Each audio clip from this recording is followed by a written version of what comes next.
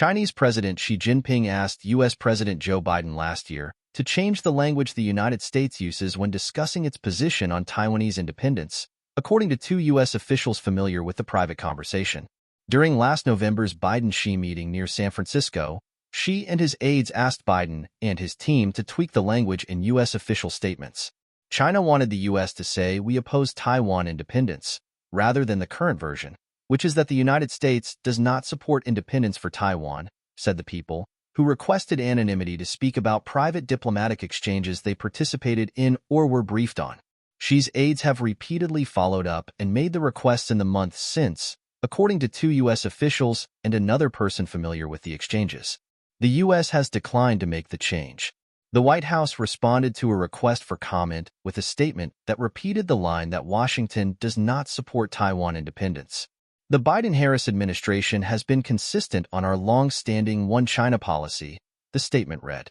China's foreign ministry said, "You should ask this question to the U.S. government. China's position on the Taiwan issue is clear and consistent." Taiwan's foreign ministry declined comment.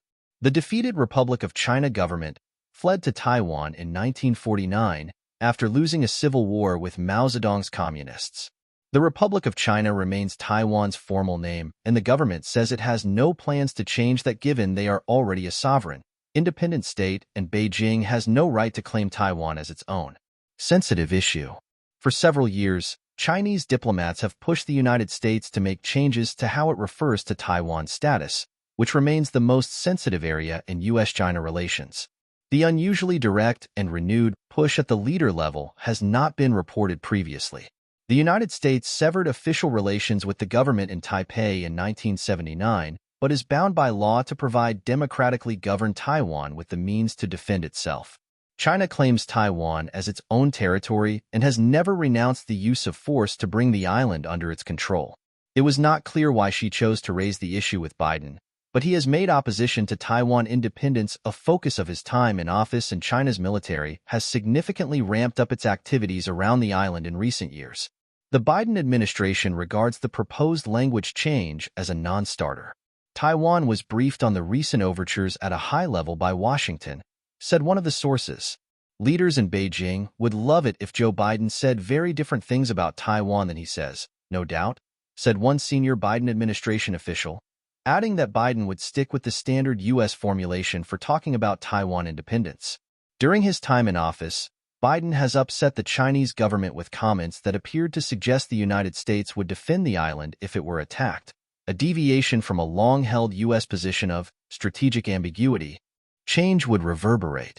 A change by the U.S. to say that it opposes Taiwanese independence would reverberate through the trade-rich Asia-Pacific and with U.S. partners, competitors, and adversaries alike. Officials from two governments in the region told Reuters they would interpret any such change in wording as a change in U.S. policy toward less support for Taipei's defense and diplomatic aspirations at a time when Beijing has ramped up military pressure. China has over the past 5 years staged almost daily military activities around Taiwan.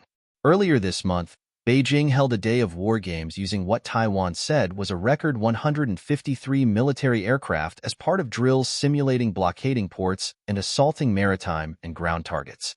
Any switch in language could also be seen signaling a shift in U.S. policy from supporting the resolution of Taiwan's future through peaceful talks to one suggesting the United States stands against Taiwanese aspirations regardless of the circumstances at play. Opinion polls in Taiwan show most people support maintaining the status quo, neither seeking to join with China nor establishing a new state. In 2022, the State Department changed its website on Taiwan, removing wording both on not supporting Taiwan independence and on acknowledging Beijing's position that Taiwan is part of China, which angered the Chinese.